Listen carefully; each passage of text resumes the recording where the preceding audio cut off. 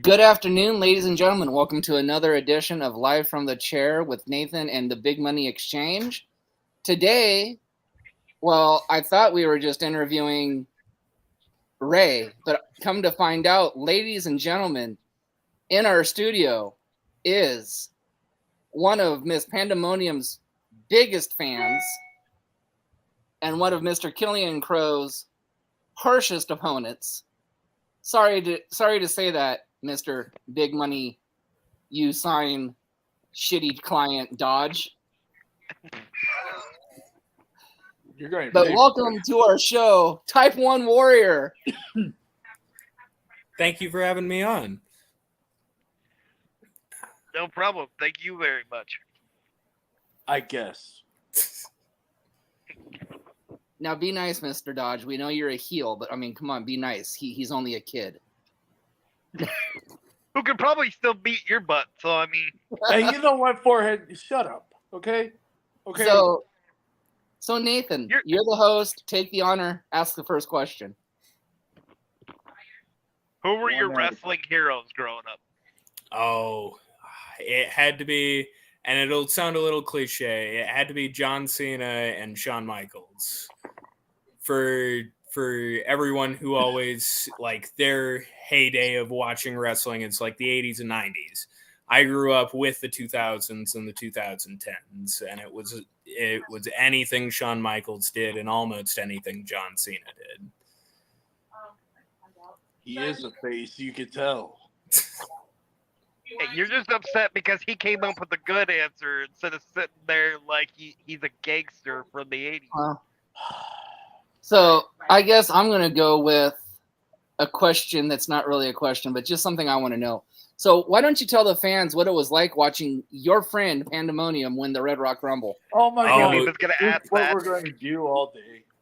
It was amazing to see one of the people that I train with and one of the best up and coming female superstars in Colorado win the Red Rock Rumble. It was awesome. Killian won. I hope Killian did not win. You know, we're going to have issues. Mr. Dodge, do you have a question? Do I really? Oh, well, we are having a surprise appearance of Marlon Bishop. Oh, because you're dying. Oh,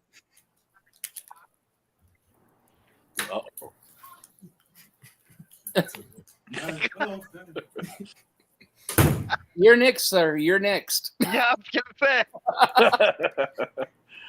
Who's your all-time favorite diva of all time? Pandemonium.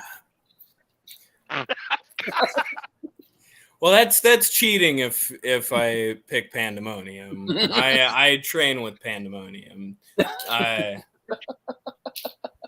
For the WWE, it would have to be China. She just pushed the boundaries in the women's division every step of the way, and most of the stuff that she's done has opened up for newer talent to be able to do what they can do today.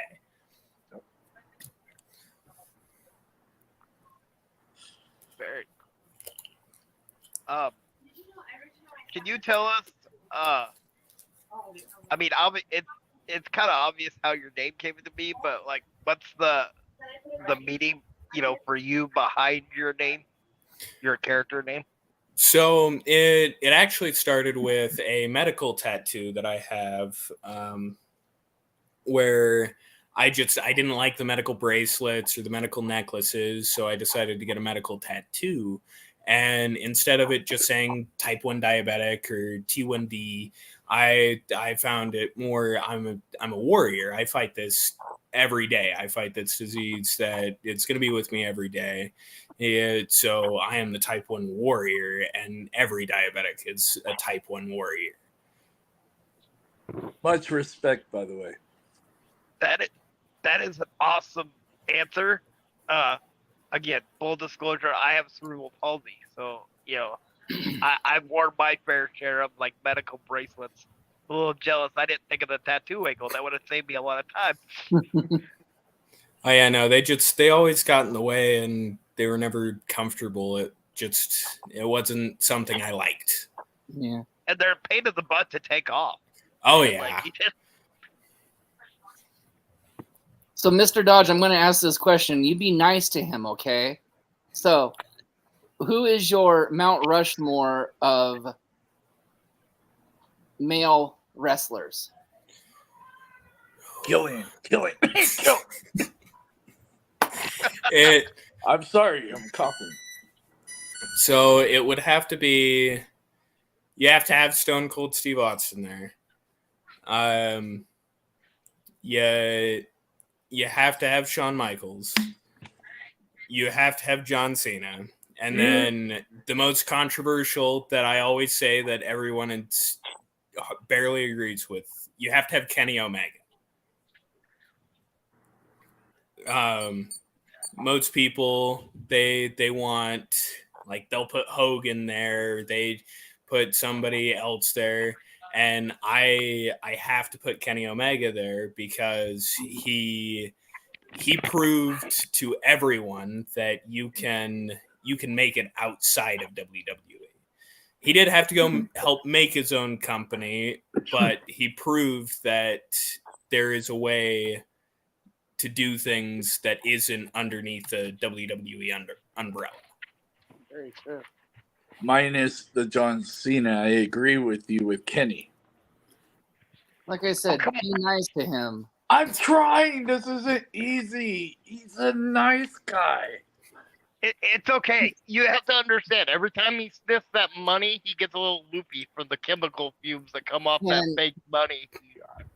And Mr. Dodge, I normally try to advocate for you, but he's not big money talent. So He's Never beyond big money talent. he's far beyond big money talent. Excuse me. Gosh. So, Mr. Dodge, do you have a question for him? Besides me being the best manager in the business, and the richest. But who are your top 5 favorite managers of all time? Managers. So actually 4 because I'm already number 1. So 4. You can do So, five. Yeah, you don't have to name him.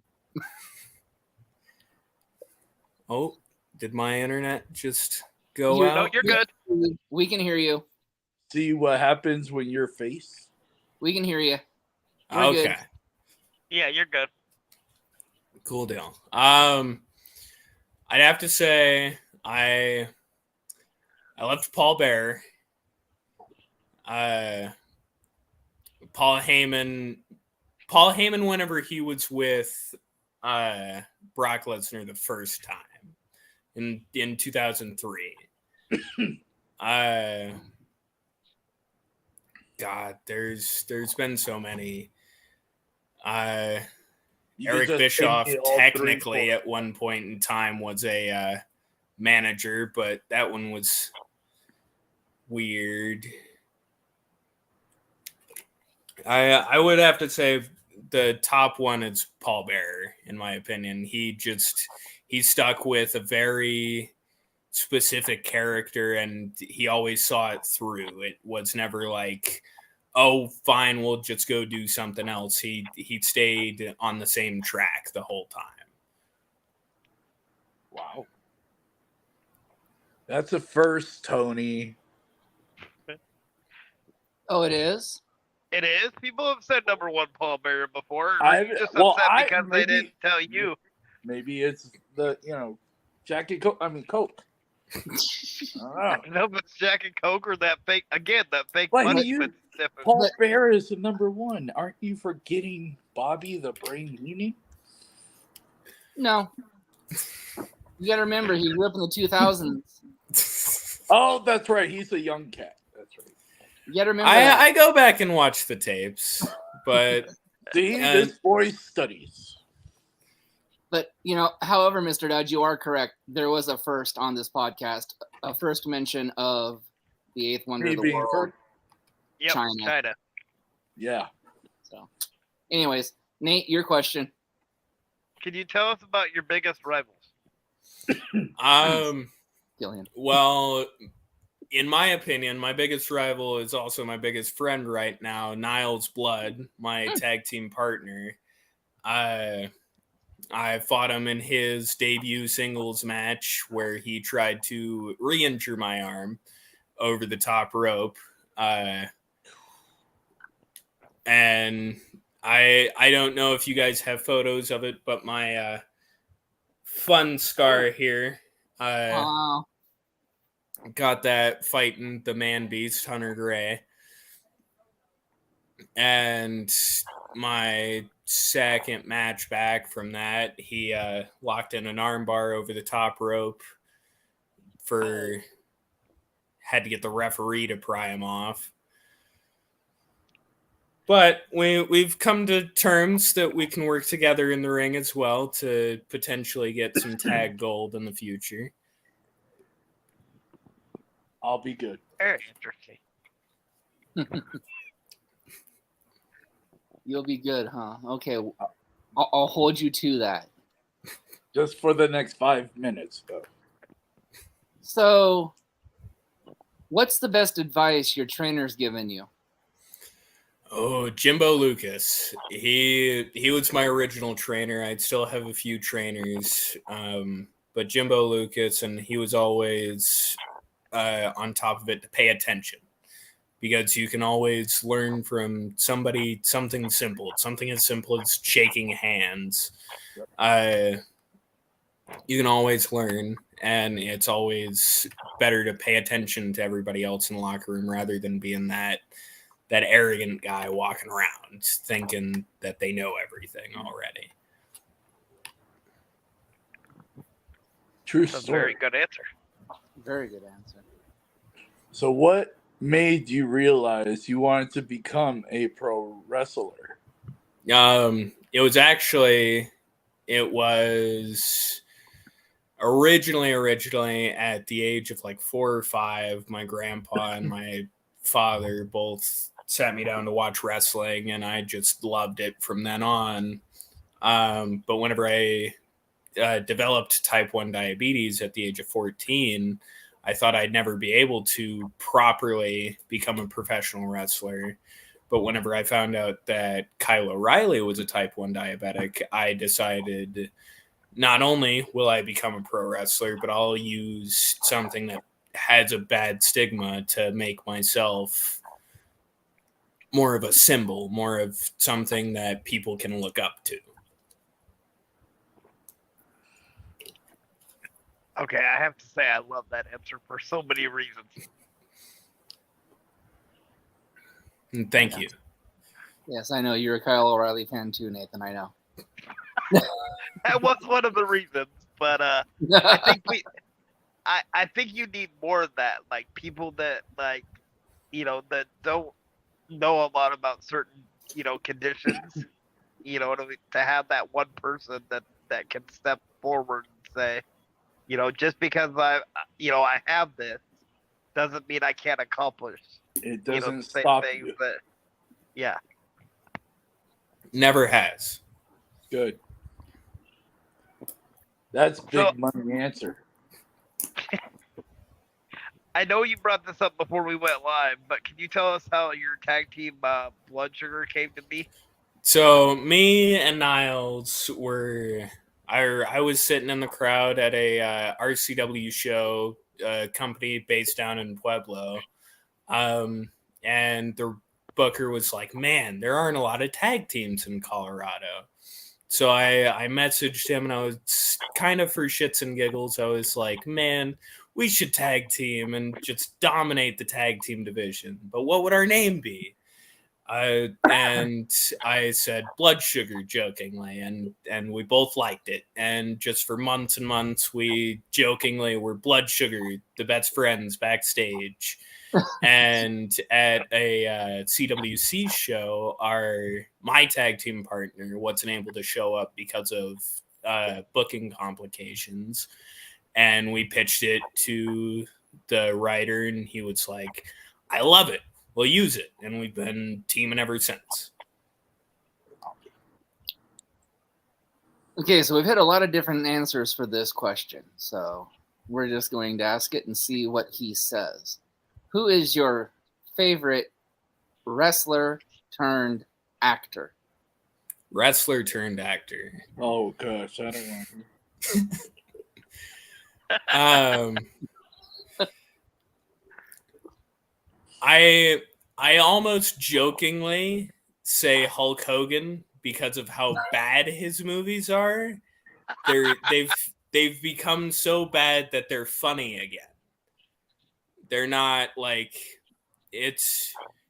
If you look at it trying to find a good movie, any of his movies, you'll be disappointed. But if you go in with the mentality that you know you're going to get a bad movie, it's a hilarious movie. Any of his movies. I'm going to use true. Tony's saying, that's the first. I would agree with that. Actually, it is. Yeah. Actually, it is. How could you not laugh at the Undertaker and Suburban Commando having that high pitched voice? Like, oh, true story.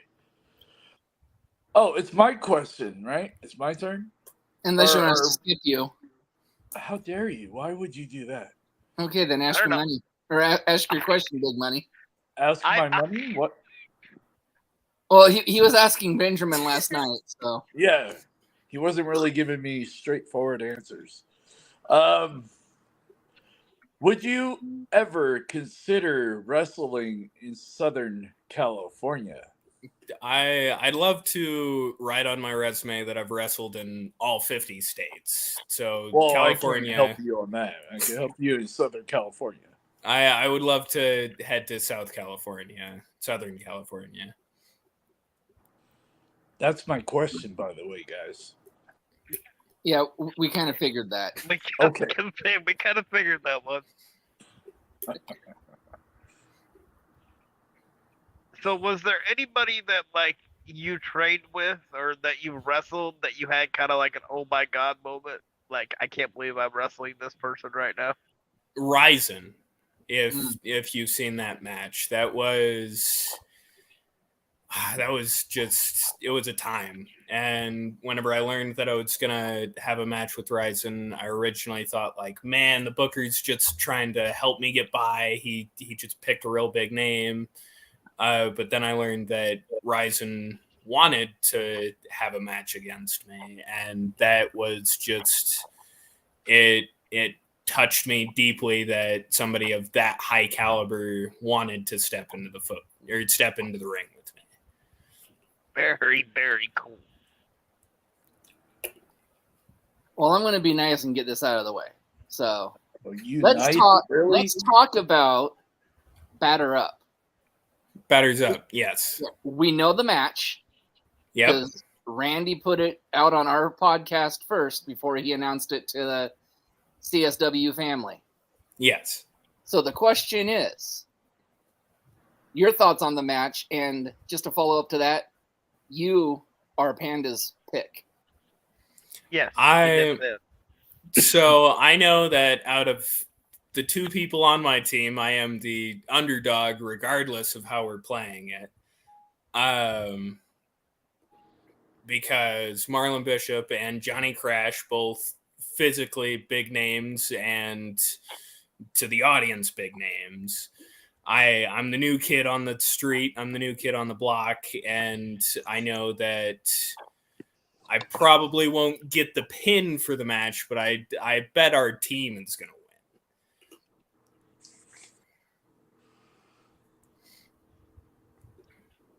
Oh, my turn. But just intriguing, though. Wouldn't it be funny if one of his boys pinned him to fight him? I don't see Project or what did they just change his name to? He was Prophylactic, but they changed it. I don't see them going after Provider. I am the Provider. Provides too much for them. He's too much of an asset. I think they know they lose too much if they turn on him. Gotcha. Okay, Big Money. There you go. Your turn. That was a good question. Of course. Okay, I'm gonna take both of your questions. I like peanut butter as a snack. What's your favorite snack of all time? See, I got it right. I heard the thing. Yes, I'm good at this. I would have to pick my dirty secret being pizza Pringles. Ooh. Oh yeah. Tony, can I say it? That was a first. It was, but it made me hungry. It did.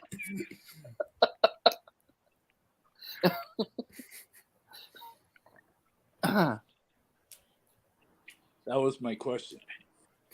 He knows he's looking for a question to ask. Can you tell us how your finisher came to be? So I used the stunner, and that came from a backstage conversation with one of the writers after I'd broken my collarbone because they put a metal plate in my collarbone. And I figured rather than ignoring it, why don't I use it? So now I have the Type 1 stunner, or Type 1 stun, that I use because of the plate holding my collarbone together. That's gotta hurt. I mean, it hurts me, but it hurts them more. So it's a lose-win situation, not a win-win.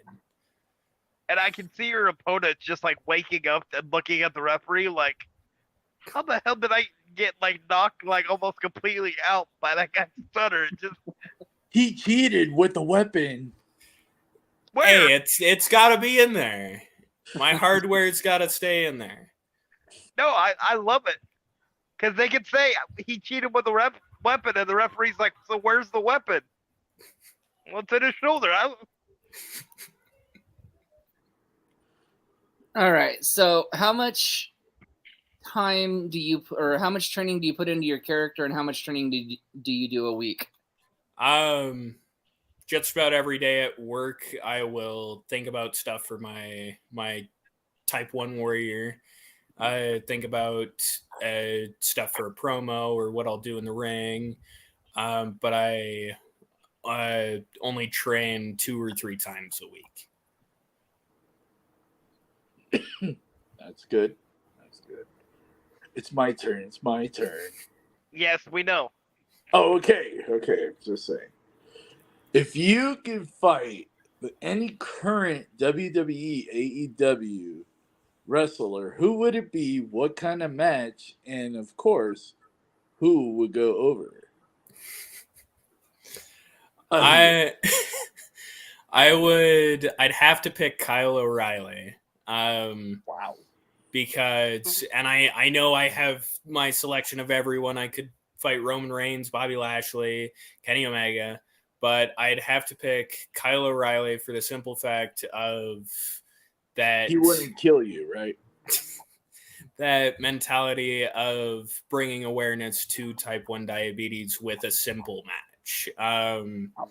It would just be a standard one-on-one, no specialty rules or anything.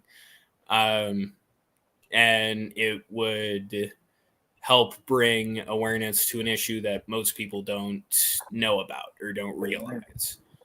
Hey, Tony, that was the first. It's going to be his new catchphrase on here, I swear. I'm going to make a shirt.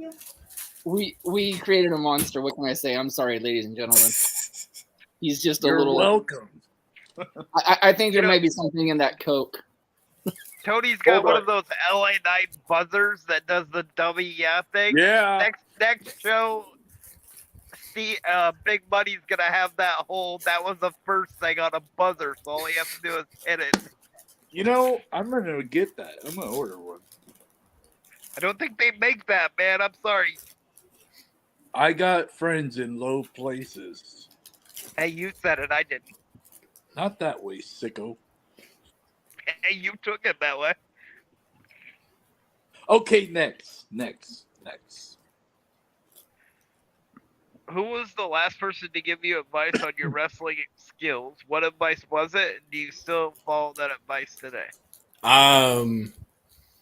Damian Malice, and he's one of the trainers at the school, and he has helped me a lot with the psychology of a match, knowing what needs to go where and why.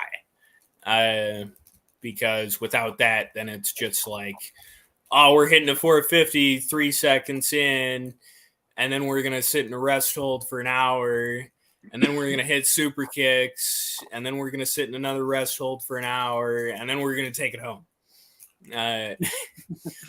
And that's a boring match, even just to say. So he just helping me with that psychology of knowing the why of something. Good answer. Very good answer. So we know your career has just started, but I'm going to twist this question around a little bit. What will be, when you're all said and done, what's going to be the mark you want to leave on the professional wrestling world?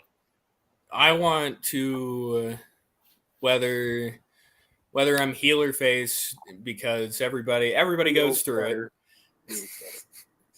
I want to be that inspiration to people who might not think that they can do something, whether it be professional wrestling or be a NASCAR driver or NASA scientist or something along those lines. I want everyone who might think that they can't to know that they can.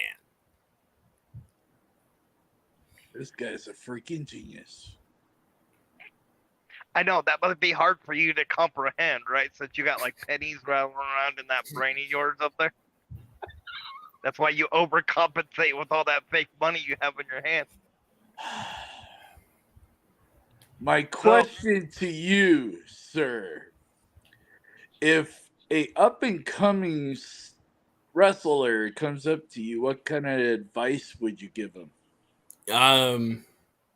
Pay attention to everybody that's been in the business for a while. People like Jimbo Lucas, Justin Andrews, Big Guns, Filter, the Lipdode, Viper, Red Viper, Delta.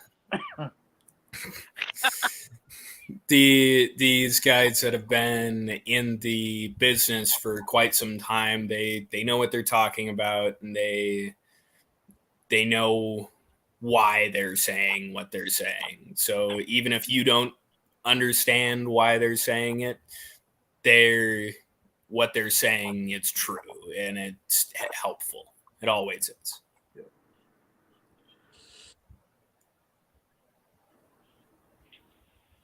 So if you had your choice of one other country to wrestle in, what would it be and why? Ooh, yeah, I'd have to pick Japan.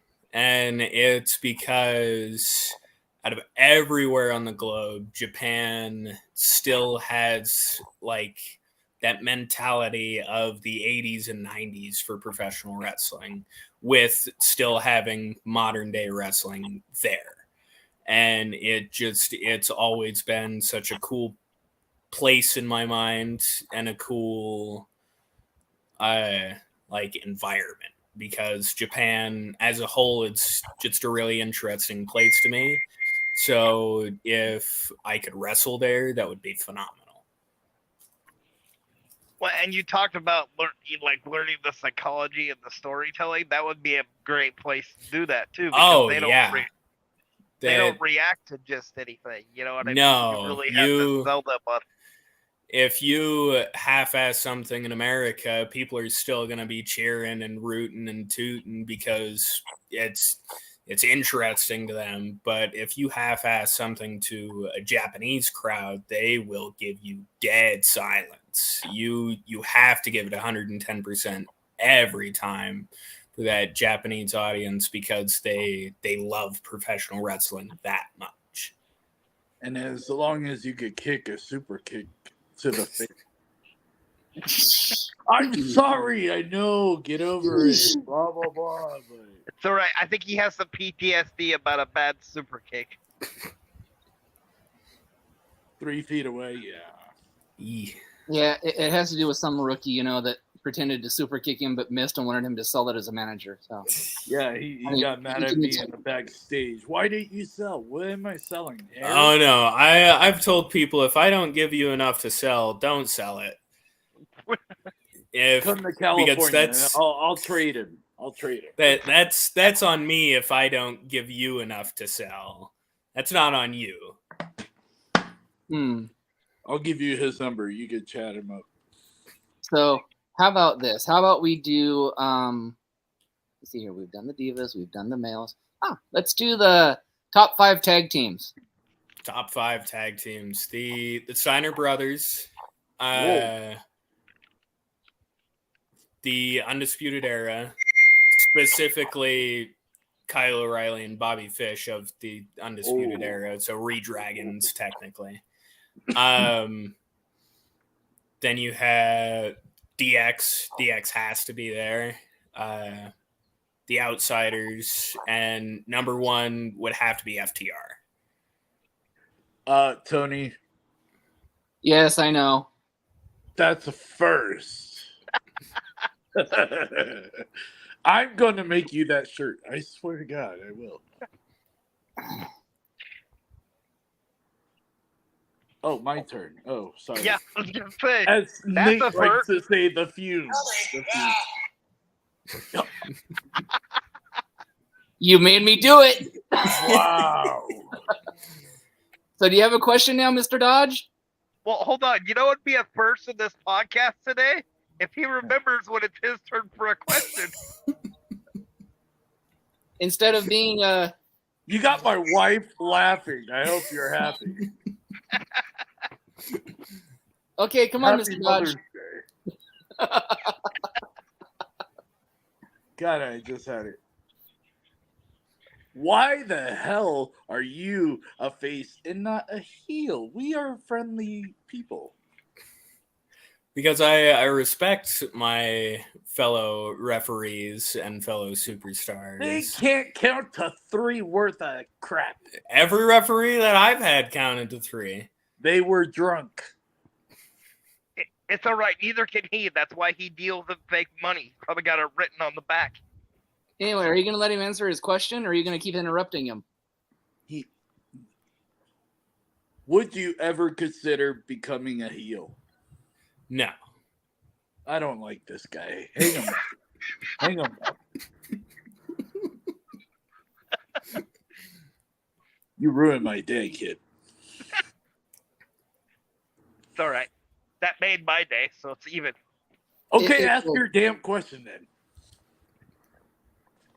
How would you describe your wrestling style?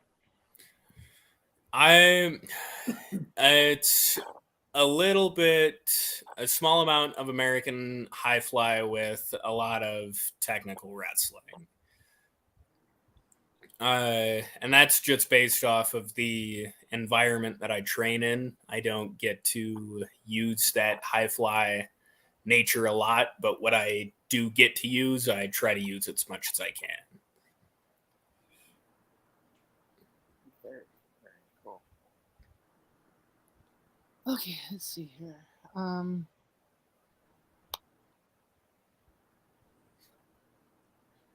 So in your young career, have you met anybody that,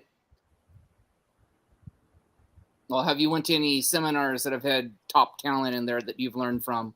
And what's one thing you've taken away from them, if you have? I'd say I went to a Adonis seminar up in Cheyenne about a month ago, formerly known as Chris Masters. It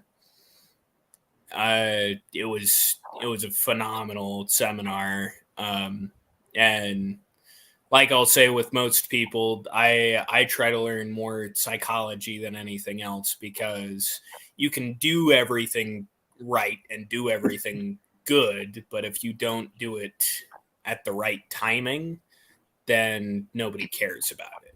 So it was not just psychology that I learned from him, but I'd say that's the biggest thing that I did pick up from him. I'm going to do one first-time question in here. As far as I know, who's your favorite lucha wrestler? I loved Psychosis. He was just a wild guy in ECW, and just watching ECW as a whole was always so fun. The original ECW, not WWE's bastardized version of it. They ruined him. Yeah. Yeah. I learned how the industry felt about that. I used to do a podcast with the original Pitbull, Gary Wolf. And I made the mistake one time of bringing up the WWE's version of, like, ECW to him. I didn't stop hearing about that for, like, 6 months. Yeah.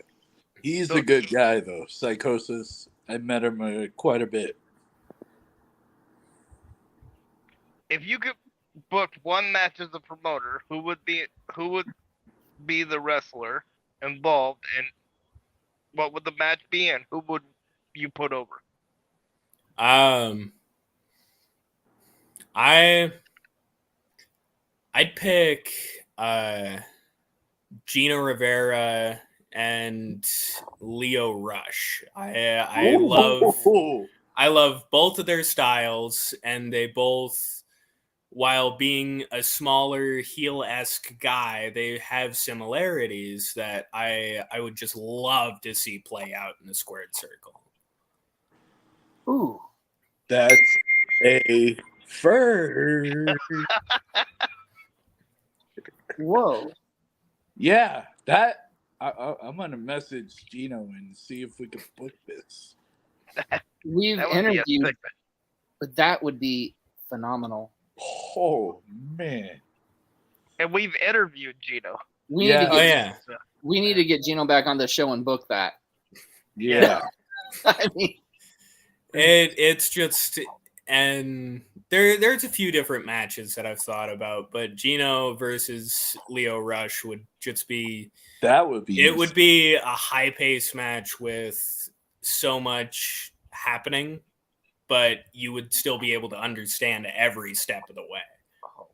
Yep. And Gino's taken on so many big names already as it is. Oh yeah. To add Leo Not to big that money exchange members, but yeah. Well, he didn't want to have any light work. Okay. So, with that being said, again, I know you're still young in your career, but if any four of the major promotions came calling, who would you sign with?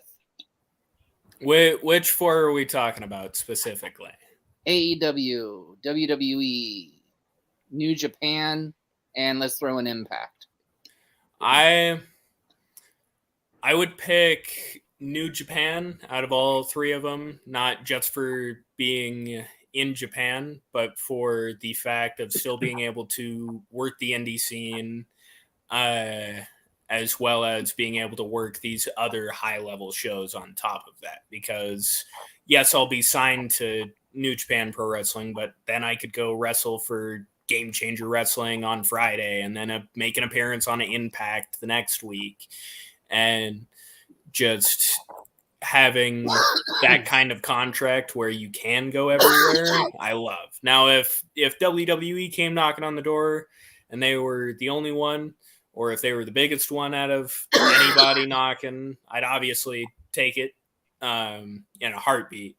But I like that availability of still being able to go watch my buddies wrestle and not have to be hiding in the back with a hoodie on, or hiding in the audience with some COVID mask so that nobody knows that I'm there. You're starting to sound like a lucha when you said that. And by the way, never mind. I think you already know. I think it's It's the what's this number? I think he's starting to lose it. He's talking to himself. I think it's the first time I heard New Japan as his call-up. I haven't heard anybody else, any guest we had, but this guy. I could be wrong. So what's the toughest tag team Blood Sugars wrestled so far? I would have to say it's a toss-up between our solo match with Pineapple Express and our four-way at Primos, where it was the Cult Awaits You, Pineapple Express, and Chasing Glory. Because all three of those teams, while yes, two of them might do some underhanded tactics to win a time or two, all three teams are very good at their skill and know what they're doing whenever it comes to standing or fighting in the squared circle. Excuse me, heels don't cheat. God. No wonder he's a rookie. Those chemicals must be getting pretty strong if you don't think heels cheat in pro wrestling. No. I mean, come on now. Anyways, before I ask the next question, on this podcast, we hit a very important milestone next week. Yeah. What is it? I'll tell you after the question. That was rude. What is your favorite wrestling movie or TV series? Oh, why you gotta ask my question?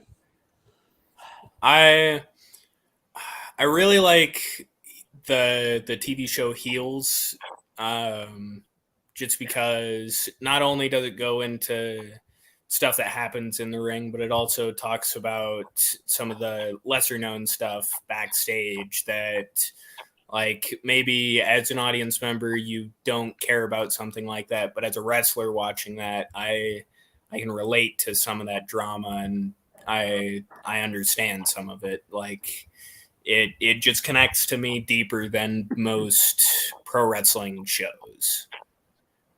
Now, speaking about drama, what is your take in the politics behind the scenes?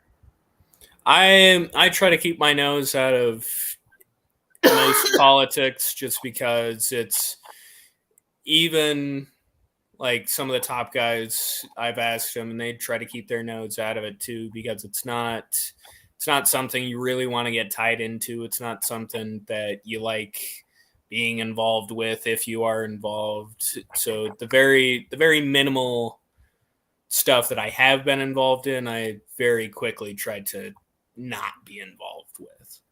Smart. Keep it that way. Trust me. So, before Nathan asked his question, the milestone we are hitting is next week. Is it our Thursday interview? No. Yeah. Yeah, it's I our believe Thursday. so. Anyways, on an episode next week, Nathan and I will hit our 50th interview together. Ooh. Yep. Well, congratulations to you guys. Thank you. I'll give you raises. You're welcome. But I didn't But I need to already steal your have a thunder. penny. But I I'll didn't need give to you two if you be nice to me. I didn't And need to one's steal good your enough. thunder, sir. So ask your question, Nathan. So, have you ever worked for Rocky Mountain Pro? I have worked for Rocky Mountain Pro once. It was the Benny Cumberbatch tribute show, where we had a bit of a comedic battle royal, and it technically was Rocky Mountain Pro. It was streamed on Rocky Mountain Pro's networking, but it wasn't where they normally run ship. So I've only worked for them once, and even then it was under very specific circumstances. I haven't properly worked for Rocky Mountain Pro yet. So kind of a small follow up to that, because I'm pretty sure you know, being a wrestler. Excuse me, that's 2 questions. So Sorry. so I'm pretty sure you follow Rocky Mountain Pro. Is there any wrestlers up there that you would like to get in the ring with someday? There's so many good wrestlers up there. I couldn't name a specific guy. If I had to pick, I'd like to wrestle like J.K. Pop with Blood Sugar, just because I think that'd be a nice match. But there's just about everybody that works for Rocky Mountain Pro is phenomenal in the ring, and I'd just love to fight anyone up there, really. Very nice. Oh, sorry. I guess it's That's me. your turn. Yeah. Yeah, I know. So have you ever been to a wrestling event and you've seen? Oh, actually, how about this? What's the best gimmick match you've seen in that you've either been in or that you've seen in a promotion that you've been in?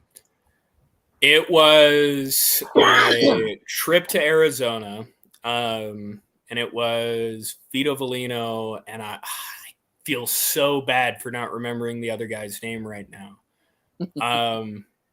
But he is the softcore champion, and they were in a softcore match where all the weapons are very gimmicky, very like fake snow, pocket of sand, candy canes, very, very gimmicky weapons, but it was super over with the crowd and everyone backstage loved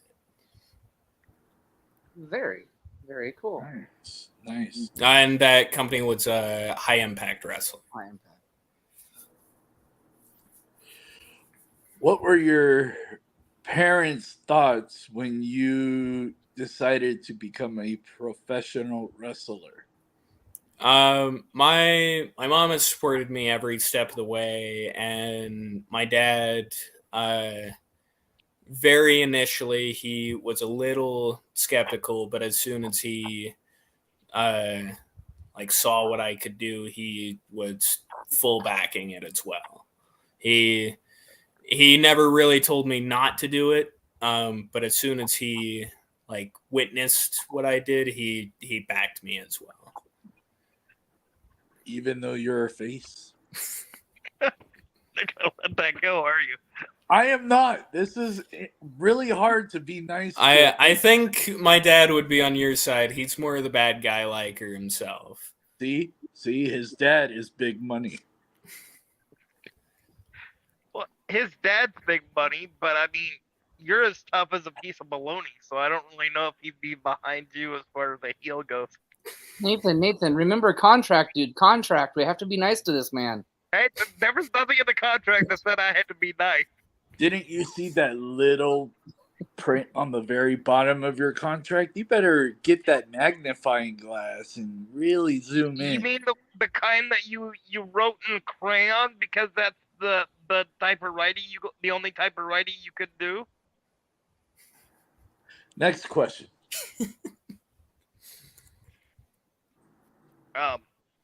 That's who's you, your Nate. toughest opponent to date and why?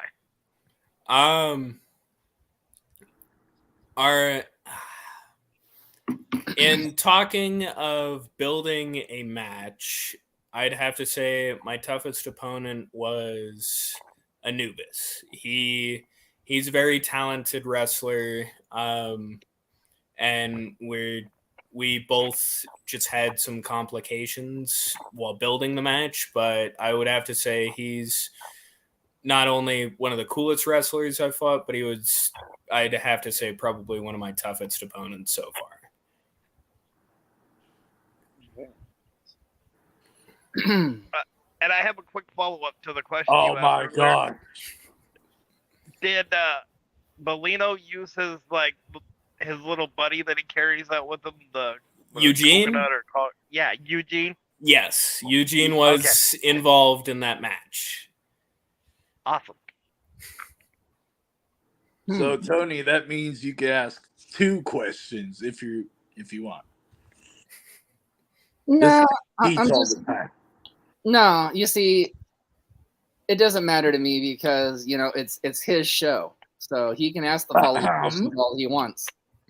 Well, it's his show, and then you bought it, so I guess technically it's your show too. But I just don't give a damn because I do my own thing when I want to. So, anyways, my question is sticking with the Colorado Springs wrestling scene.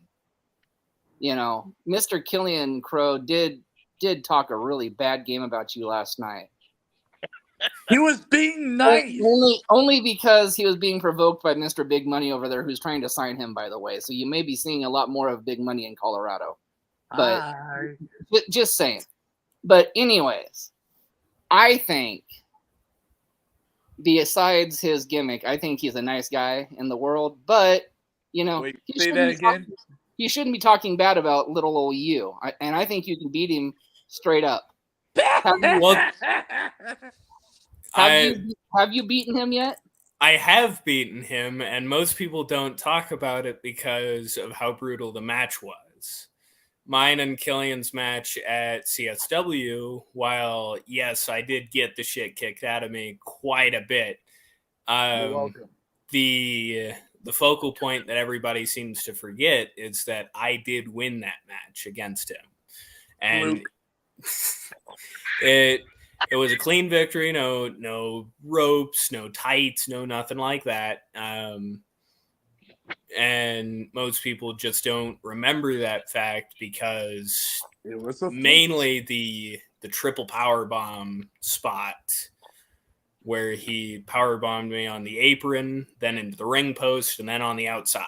Ooh. He was giving you a nice massage therapy. He was being gentle. So then, the Deans mean I'm right. If I'm right, then if I can ask this, if I can just do a follow-up little thing before you yip your jaw there, Mr. Big Money. So that makes Mr. Killian Crow a 3-time loser? Yeah. For CSW, you'd have to actually bump that number up just one more time. I really am getting annoyed. So he's a 4-time loser. He lost to. I hate spacing people's names because I know I'm going to hear about it later. Count. He lost to a returning star in his debut match at CSW. Then he lost against me. And then he lost against Bishop. And then he lost, or not Bishop, he lost against Bossy. And then he lost. And then, of course, he lost to Miss Pandemonium. Yes. He did not lose. So, Mr. Big Money, he's a 4-time loser. Are you sure you really want him in your stable? He's a 4-time loser who can't win a championship. I mean, I did see his reputation of what he did to Sean O'Reilly not too long ago, so I won't say that he's not good. He just needs to understand how to lock in a pinfall or a submission that works. And hey, Mr. Nos, correct me if I'm wrong. Isn't Mr. Type 1 there a small guy? Yes. So wasn't your comment that you made towards Killian yesterday more accurate now because he really can't beat the small people? Yes, I did say that yesterday. I was like, is there a pattern? Because first of all, he said he could. I can't remember who the first one he said he couldn't beat. Or he just doesn't want to hurt the midgets. I'm sorry. And then I was like, okay, so you can't beat the small guy. You can't beat Panda. So is it just you and small guys, or are you just that bad? I mean, really? I mean, is there a pattern there or what? Okay, Nathan. So I think we've talked enough. We better cool it before we get fired. Mr. Big Money, your question. If you could build a faction with the top 4 promotions, WWE, AEW, Ring of Honor, and Impact, who would be in the faction? It could be 2 out of each. 2 members out of each? Yes, sir. I'd have to pick. It would be somewhat of an evolved evolution. Ooh. And while I don't like the heels, I do have to respect them a time or two. I would pick Randy Orton and Bobby Roode from WWE. I would pick the FTR from technically Ring of Honor and AEW, but then Brian Cage from Ring of Honor and AEW. You can have your pick from where he's from. Samoa Joe, Moose, and Josh Alexander. Ouch. Good Lord, that's a nasty faction. That's a And bird. And now I will say that is a big money faction. Yep. I'm starting to like you again. Okay, you're right, Tony. I'll give Big Money a break after this last comment. So he said he might see you in Colorado, right? You know how you're gonna see Big Money, how you figure out it's Big Money? He's gonna be standing outside the arena with a big old like cardboard sign saying "We'll manage for food," because that's money, because that's the only way he can get that little bit of money he has sitting on that in that little hand he has. And don't worry, he won't even arrive in a limo. He'll use an Audi.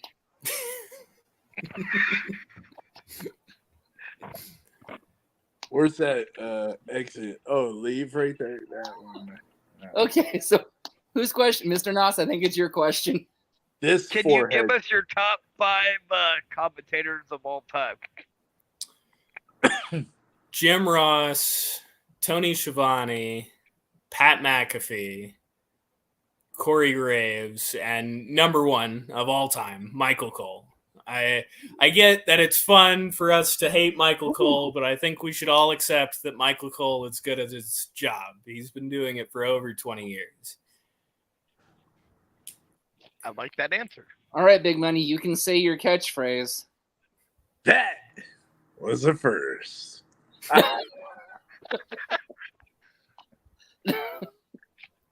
I should get paid by saying that now. Wow. Okay, so I'm out of questions. Already. I've only got 2 sheets to work on, so let me see here. Is it the fumes from the couch?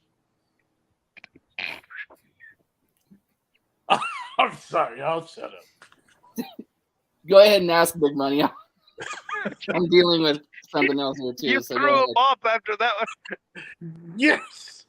And this is why they pay me big money. Okay, ask a question, somebody. Oh boy, oh boy, oh boy. What's the toughest match you've been in? The toughest. And who was it against? I don't know if we asked that. I think we did. Well, you asked toughest opponent. Yeah. I'd say my toughest match would have to be my debut, my technical debut. My very first match, it was at a ballpark, and it was a battle royal. And it had some names that have some stigma against them, and I don't want to try and be controversial with bringing up people that maybe shouldn't be brought up. But just everybody in that match was a hard hitter with the technical victory of Big Guns, but I think he lost to the Widow's Bride after she joined the match. I don't remember quite who it was. It was one of our local, I don't want to say mascots, but that would be funny though. The technical winner was Big Guns. Nice. Go ahead, Nate. So what's the craziest crowd you've ever wrestled in front of? I'd have to say Headlocks for Hospice last year for CSW. That was not only a crazy crowd, but it was very emotional match because that was my return match from injury. Very nice. Can I skip this guy and ask? Well, I'll just make a statement and then I'll let you ask a question. You I are very myself am looking forward to Headlocks for Hospice this year, especially the main event, to where Miss Panda has a chance to be Panda 2 belts and beat Tyra 2 belts. Yes, Panda fighting Tyra for the CSW title. That's a big match. That's something that I can promise you has sold probably 90% of the tickets already.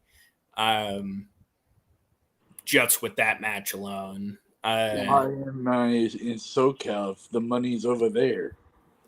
Well, you know, as you guys can probably tell, we had a viewer on, but I'm not sure who it was.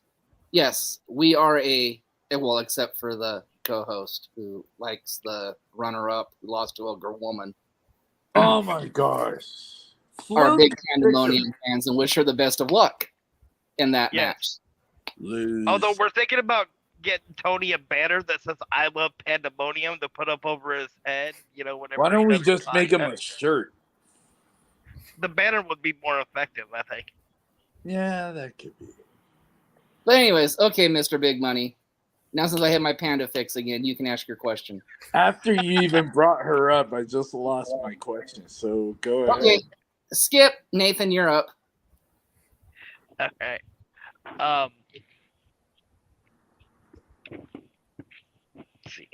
Who do you think's doing a better job as the promoter? Vince McMahon / Triple H, because we don't know who's really doing it in WWE, or Tony Khan. I would have to say, pound for pound, it is Triple H and Vince McMahon, for the fact that every part of the show tends to be paid attention to. It's not 100% of the time must see TV, but in the past few months, there's hardly been anything happening like in the middle of the show that you would want to miss. Versus AEW, like the show opener's really cool, the tag match of the night's really cool, and the main event's really cool. But every match in between, it's kind of just like, we have two guys, they're here, I guess we'll let them fight, rather than having some character work and some story there. That sounded like a lucha show, where you just throw random guys versus random. Can I skip you, since you guys like to skip Big Money? Hey, you didn't have a question. You told us to go. So Well, you brought up the stupid freaking panda. Pandemonium, Pandemonium, Pandemonium, Pandemonium, Pandemonium, Pandemonium. What's your opinion of death matches, and would you ever want to be in one? I feel that death matches have their place in professional wrestling, and they've carved out their own cornerstone of professional wrestling. It's still something taxing on your body, and it's something that, if done wrong, can be very catastrophic. But it's not something I ever see myself doing for medical reasons. Because as a type 1 diabetic, the simplest cut on my finger can lead to me needing to amputate my hand or my arm, or something happening to my foot. I might need to amputate my leg, and I have to think about, I might have a killer death match against Nick Gage, but now I don't have a career anymore after that. So I respect deathmatch wrestling, but it's nothing that I ever see myself doing. Cool. Okay, so we're going to go back in time to a time where this gimmick worked for all the wrong reasons, but maybe it wouldn't in today's world, but we're going to ask you anyway. as we know, live from the chair is because Nathan is in a nursing home and is wheelchair bound. So the question is this: in your opinion, do you think a wrestler with special needs gimmick, i.e., Eugene in the WWE, would get over in today's wrestling world? I don't think that the modern day audience would take it in good stride or take it with a grain of salt as it's intended to. While when Eugene did come out, it was still a little, I would say, problematic for the time being. Most of the time they tried to make it more lighthearted rather than like bullying people with disabilities or handicaps. They tried to make it more of a lighthearted thing, but I still don't see a modern day audience seeing it that way. They would more see it picking on somebody with a disability. Absolutely agree. Yeah, I agree with that too. I think the only way you could probably do it with somebody that had a physical disability is maybe to be a commentator, right? Because They could. that would be a way. They could be like, wait, that guy's a commentator. You know what I mean? Oh yeah. All right. And, go ahead. Oh, and just having that representation of anyone, while when done correctly is very good. When done wrong, it puts a very bad taste in everyone's mouth. Yep. Mr. Big Money, do you have a question? I actually have the first ever. Uh-oh. I know. I apologize in advance. I'm not going to hurt the boy. It's fine. He's fine. He's in Colorado. I'm in Washington. He's okay. Don't worry. He couldn't hurt you anyway. Like you could. All right, Nathan. Let him ask his question. Anyways. If you could put a mixed tag team match, who would you put? A little bit of bias booking here. I would have me and Pandemonium versus Niles and Hussey Steel in a mixed tag team match. Ooh, that's good. Although I'd put you in Pandemonium versus the I Am the Provider and Tyra. I could see that, but I don't think Tyra would play with I Am the Provider's cheating tactics. Oh my God! How many times do I have to tell you, kid? Heels don't cheat. I will say I respect one of the biggest liars, cheaters, and stealers there is, Eddie Guerrero, but he was a heel for what he did. Exactly. The best one ever. And Mr. Big Money, by the way, that was another Panda. So chalked one up for the good girl.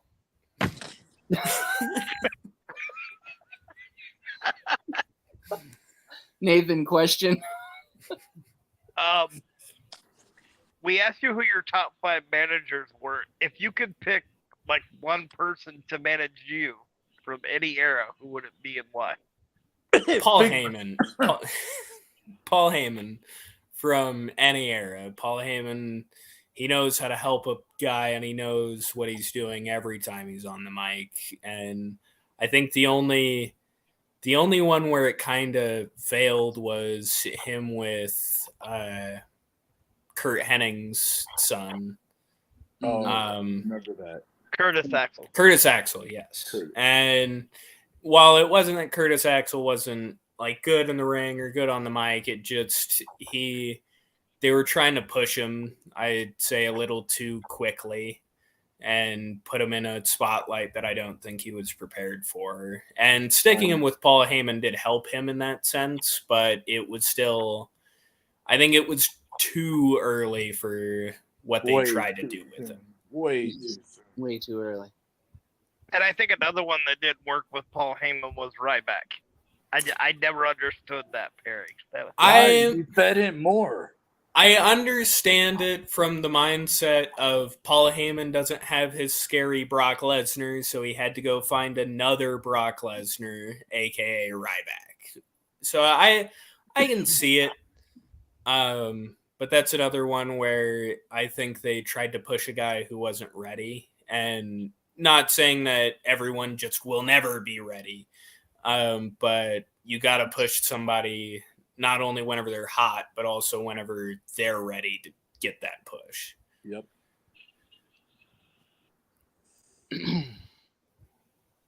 So, who do you think is the one indie wrestler today that the major companies have missed on? Gino Rivera, by a landslide. Gino Rivera. Ever since I stepped foot into the indie scene, he has impressed me with everything he does on the mic and in the ring. He's just so good at wrestling. He's good on the mic and in the ring. It's shocking to me that he never properly got signed, because I know he had that stint where he was in a tag team on 205 Live, and I felt like that was WWE dropping the ball, that they didn't at least have him compete for the Cruiserweight Championship and have him in that era, because that would have been the perfect time to use him like that. If WWE decided, hey, we need Gino Rivera on NXT. He's having technical difficulties. Yeah, See what happens when you're a face? I think we will. I think we have technical difficulties. He'll be back with us in just a minute. Yep. There we he go. is. You're back. I don't You're back. know if it's me. You're back. You're back. Okay. So I do want to say something, because you were saying something about Gino when you had the technical difficulties. You have a lot of Gino in you as far as your promos go. I was watching some of your promos today, and like for my co-host who didn't get a chance to see it, everything you say in your promos are like ultra believable, right? Like Well, Mikey the Tape? if you don't believe in what you're saying, how is the audience supposed to believe in what you're saying? Yep. And to step back just a little bit, I'd say the only other person that had a dropped ball was Marlon Bishop, because he's another guy. He's really good in the ring, really good on the mic, and he's really physically big. It's another guy that I see. I just don't know why a big company hasn't picked him up yet.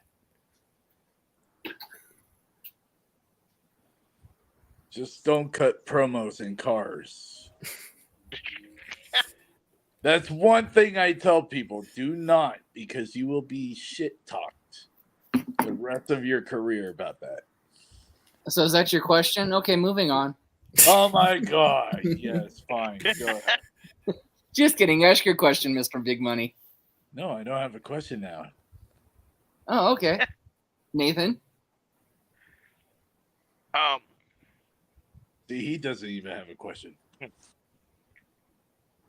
Okay, if you had a dream tag team partner, who would it be and why? That's a tough one. I personally, I'd really like either Wardlow or Kyle O'Reilly. And Wardlow, that's very simple dynamic of big guy, small guy, fast guy, slow guy mentality. And Wardlow has just impressed me with what he's done, and I would love to tag with him. And then Kyle O'Reilly, harping back to that same, like bringing awareness to type 1 diabetes as a whole, because even it never has to be pro wrestling related. Just because pro wrestling is what I am doing doesn't mean that's what I need to just represent with type 1 diabetes. Very cool. Would you ever consider putting on a charity event for diabetes? I would love to put on a charity event for diabetes with the American Diabetes Association that's located out of Denver. I've been in talks with my doctors, seeing what I could try to do to have something similar to like headlocks for hospice. Nice. Um, for a type 1 diabetes charity, and I personally, I would really love it if I could have it with my homegrown promotion CSW, but I would love to see it everywhere. I'd love to go to California and have a charity show, go to New York, go to North Carolina, go to Texas, Florida, go to every state I could to put on a charity show like that. Because not only will the promoter benefit, the audience benefits, the superstars benefit of anywhere that it would happen, And big money benefits.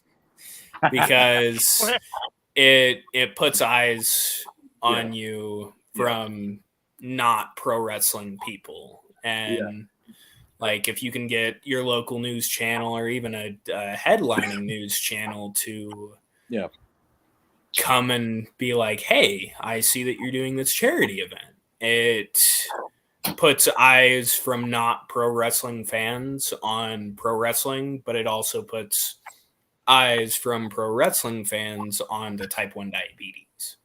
To wake up people, to make them realize it's serious. Yes. Well, I will be making talks with promotions down there for you, and I'll see what we can gather up, and you'll definitely be in it. Oh, I would love to be there. See, I could work while I'm on the podcast. Okay, so let's go to one of the major promotions who just hit a draft. Who's the one person in NXT that the WWE missed on calling up? Carmelo Hayes. I love Braun Breaker, but he needs a little bit more work. I'd say like 5 or 6 months character work. But Carmelo Hayes, he has it on the mic and he has it in the ring. He knows what he's doing, and he's known what he has been doing for quite some time. I would have loved to see Carmelo Hayes come up and fight the likes of Ricochet. And I know Carmelo Hayes fought Ricochet not long ago, but fight Ricochet, fight Montez Ford. Just being on the main roster, I think Carmelo Hayes was one of the biggest missed opportunities. But I see that they're going to put him on the main roster soon. And remember, he never misses. Okay, so and then by the way, Tony, get ready. That was a first. Okay, well, here's a first from me. Follow up to that. Who's the one superstar that actually deserved the call up that got called up? Grayson Waller. Really? Vanilla Ice? Great. Well, so he's very similar to MJF in the sense that he stays in character 100% of the time. And like, that's something I would love to be able to do, stay in gimmick 100% of the time. But with type 1 Warrior, that's just me as is, versus like MJF goes to a Comic-Con, spits on 5 people and leaves, and he makes headlines doing that. And money. And I see a very similar thing from Grayson Waller, where he's in character 100% of the time. I can imagine meeting Grayson Waller on the side of the street and having him kick me in the balls and be like, come to the next WWE show so that I can beat you up and show you how good I am. I'd pay for that match. Well, and the other thing too is Grayson Waller has like mainstream, people behind him already. If you look at NXT, he's brought up people from like the real world and stuff. for like the challenge and other people like that. So I mean, that alone, from WWE standpoint, is probably worth the call up. Let alone the fact that he's extremely talented. Yeah. Oh yeah, and putting aside his character work, he's phenomenal in the ring with what he can do. His moveset from that roll-in stunner. That's a cool move. It's one of the coolest things that I've seen put onto WWE TV in a hot minute. I'll tell you what impressed me about him the most was in that match with Braun Breaker when the ring broke.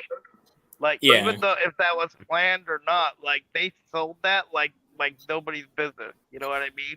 Oh yeah, I could see it being a work, but I could also see that not being a work, being shoot. I could, and either way, both men did it so professionally that people still don't know if it was a work or a shoot. And because of how tight-lipped everything is at NXT, I highly doubt it'll ever come out that like, oh, the turnbuckle intentionally fell off, or oh, something actually broke. They both were just really professional in that moment, which made it work really well. Yeah, and I have one more question about your Carmelo Hayes call up, which I don't disagree with. But would you have brought up Trick Williams with him too, or would you just? I would say Trick Williams needs a little bit more time on NXT. But even whenever he does get called up, I say him and Carmelo Hayes should split ways because they both. Trick Williams is good by himself, and they're both good in a tag team, and he's good at that managerial role. But I think they both have the ability to stand on their own 2 feet without needing that assistance.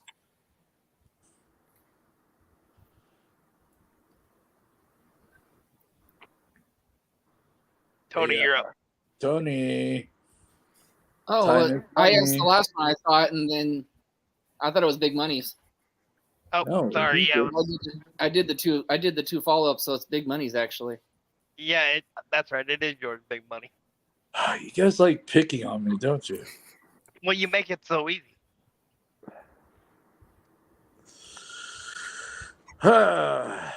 Favorite NXT star, both male and female. That was the first, by the way, I think.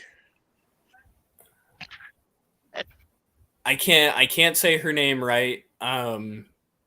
The redhead that was in Toxic Attraction. Gigi. Gigi Dolan. Gigi, yeah. I always try to pronounce her name. Ex-wife. I always try to pronounce her name wrongly. Yeah. She's real good in the ring, and you have to go with the obvious choice, Braun Breaker, because he embodies what NXT is. It's the place to learn what you need to be able to do on the main roster, not like, oh, they're young, let's put them in NXT. It's, oh, they need some assistance, let's put them in front of a live audience and let them figure it out.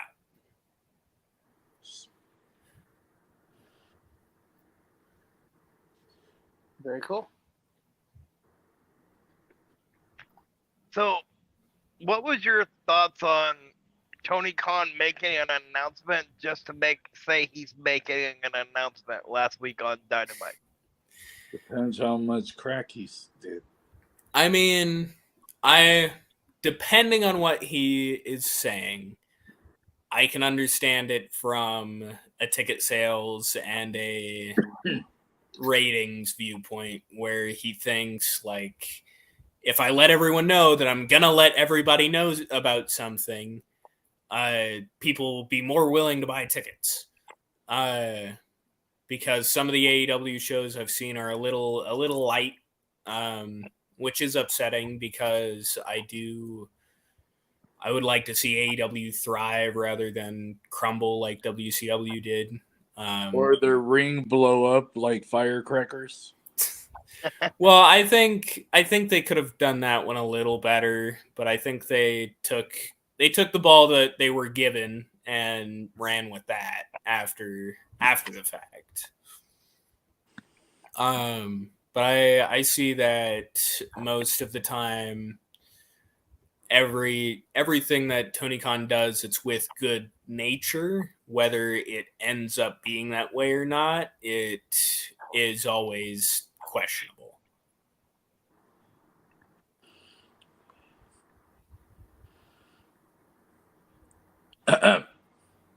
Tony. Oh, Are you falling asleep? no, I'm actually working. I'm getting more What's guests. that? So have you done any extra work for any of the major promotions, like any of the opening shows or anything? Not yet. I would love to. I know I've heard some people where they're like, "Oh, that's beneath me. I'd never play an extra. I would never be Stan and get super kicked by Shawn Michaels." Blah blah blah blah blah. No, that's something that I would love to do at some point, and whether or not it does happen is all up to a bigger company to see me and be willing to give me that opportunity.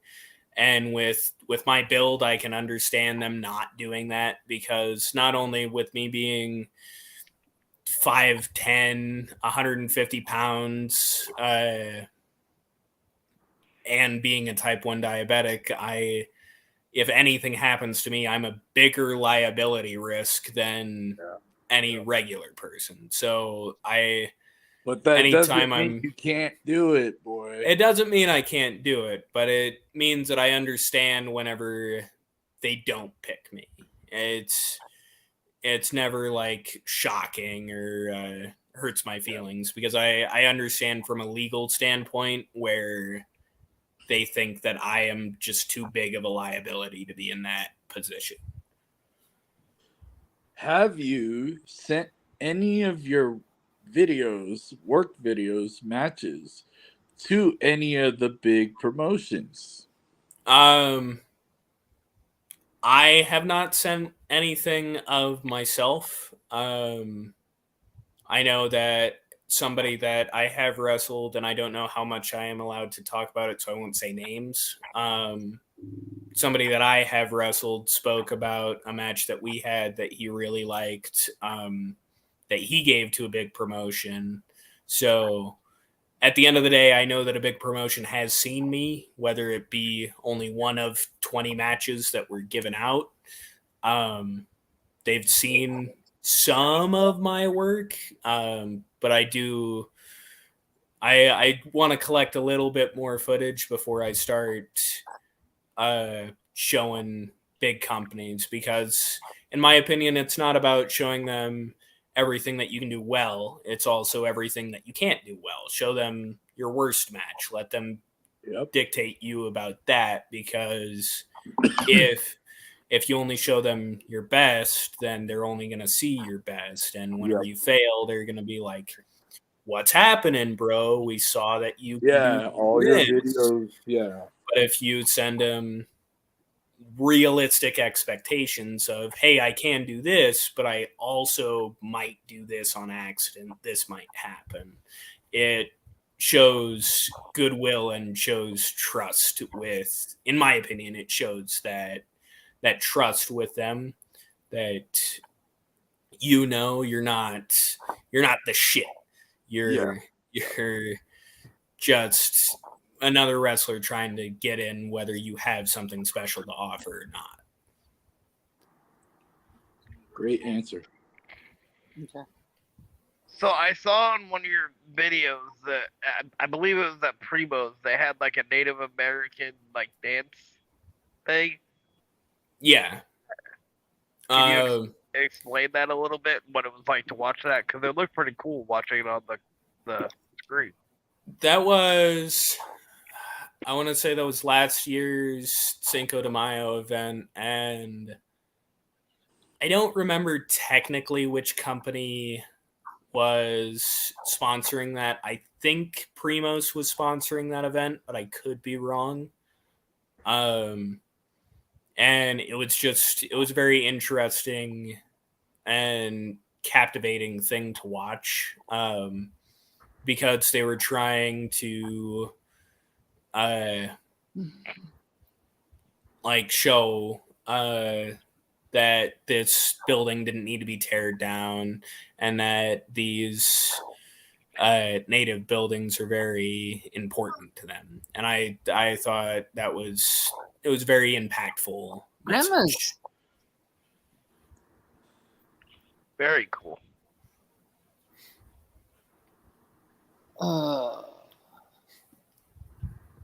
Mr. Tony Tony. Okay, so what is one thing that you would change about the wrestling industry today? I would like if the curtain could have been closed for a little longer. Like, I understand from a legal standpoint where Vince McMahon opened the curtain and showed everybody that it was sports entertainment, and everybody always has that feeling that it's a little scripted, or that like that guy and that guy's friends. But I would have loved it if he kept the curtain closed at least a little longer. I know that stuff would have been exposed at the end of the day. We all everybody would have figured it out, and it would have been shown to the mass media at some point.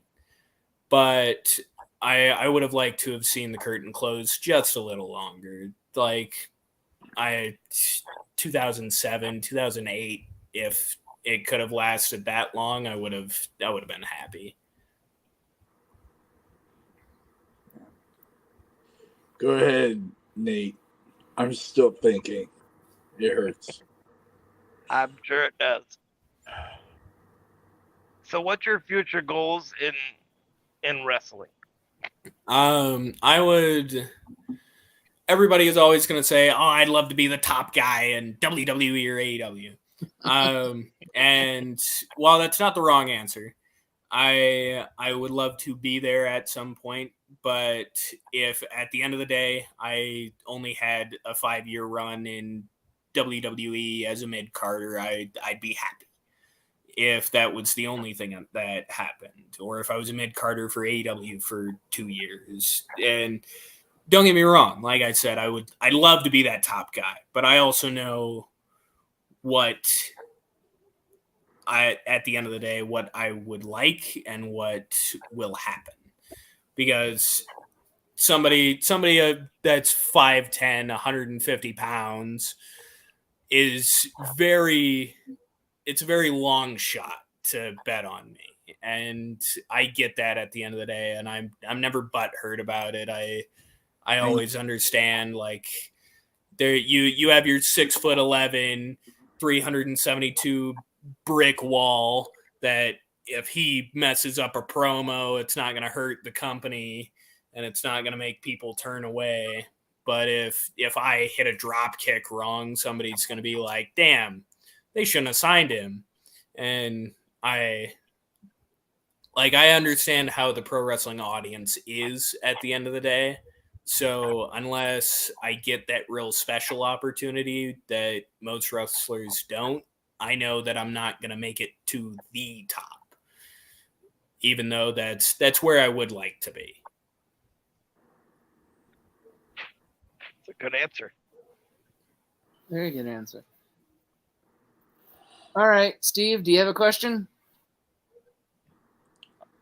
Why won't you join Big Money Exchange? I already know the answer, but I'm trying. Surprised it took you this long. Usually you hit that question sooner. I wanted to see what kind of guy this is, but I'll throw that question out. I'd say within due time I might consider it, but as of now, I like to be on the the side of the light, the good guys. Oh, the cheaters. Oh, I got you. I got you.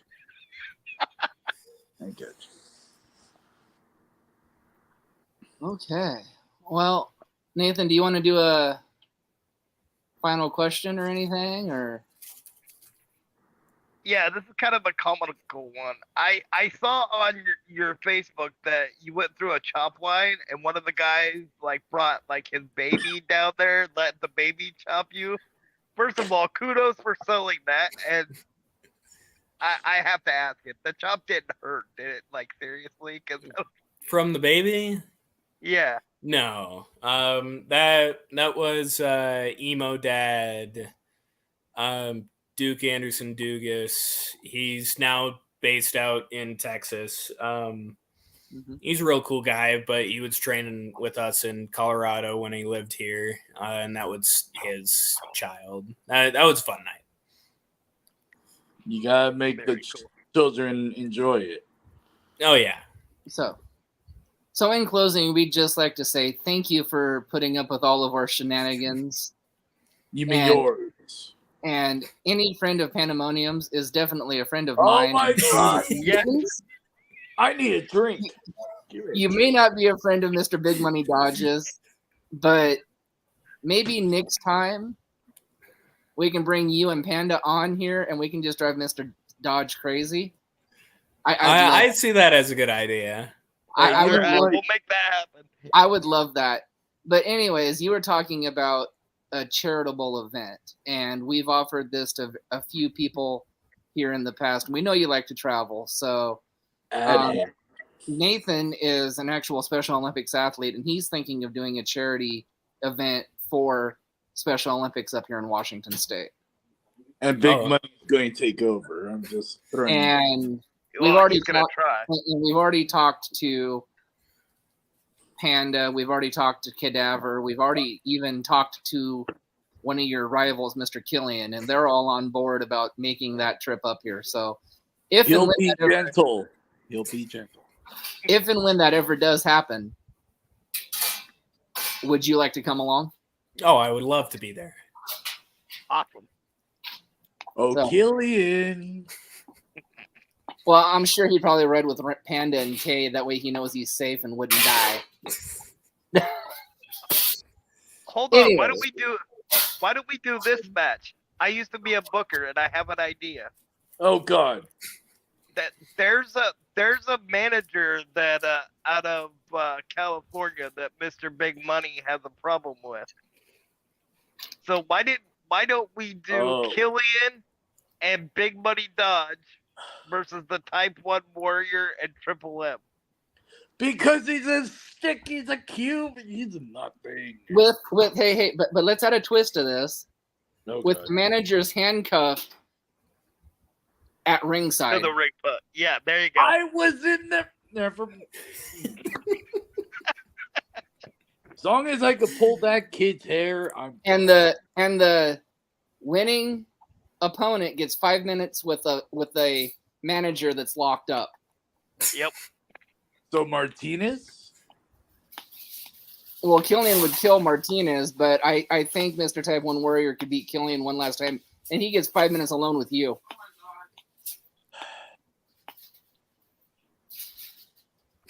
Money's both- in your court, Big Money. Come on now. So I With- got Boom, and eventually when we find Jimmy, 6 foot. no, 7? and no big money exchange interference. So with Yep. that being We said, wouldn't interfere. They would just. with that being said, Mr. Nos, Mr. Dodge has been so gracious to help us fund this podcast that I've got a lifetime supply of flea dip for you.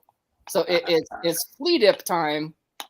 Go get your flea dip, and please stop canceling my appointments at the vet clinic and go get yourself spaded or neutered. Peace.